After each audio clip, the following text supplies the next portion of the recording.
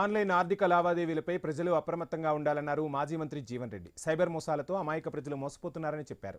Crypto currency, bitcoins కు అనుమతులు ఉన్నప్పటికీ అనేక సంస్థలు ఫేక్ యాప్లు తయారు చేసి ప్రజలను మోసం చేస్తున్నాయని తెలిపారు. చైన్ సిస్టమ్ ద్వారా కొందరికి లాభం వస్తుండటంతో మిగతా వారు కూడా వారి ఆశపడుతున్నారన్నారు. జిల్లా వ్యాప్తంగా ఇప్పటికే 1000 కోట్లకు పైగా మోసాలు జరిగినట్లు వెల్లడించారు.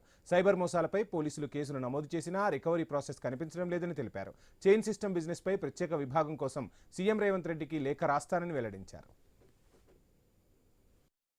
జరుగుతున్నట్టు ఏదైతే ఉందో వీళ్ళ పోలీస్ అధికారుల యంత్రాంగం దృష్టికి వస్తే సుమోటోగా మీరు విచారణ చేసే అధికారం మీకున్నది.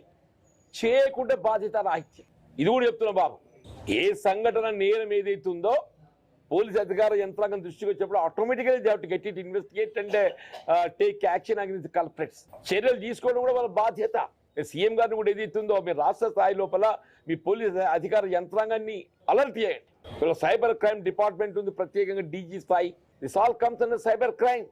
మొత్తం రాష్ట్రం లోపల ఉండేటువంటి అన్ని జిల్లాల పోలీస్ అధికార యంత్రాంగాన్ని ఈ సైబర్ క్రైమ్ ఏదైతే ఉన్నదో అది క్రిప్టో కరెన్సీ అనండి, బిట్ కాయిన్ అనండి, ఆ ఫేక్ యాప్స్ క్రియేట్ చేసుకొని అమాయక ప్రజానీకం ఏ విధమైనటువంటి ఒక రిసీట్ లేకుండా ఈ ఆర్థిక అక్రమ లావాదేవీలు ఏ మేరకు నిలుపుదల చేయగలుగుతాం.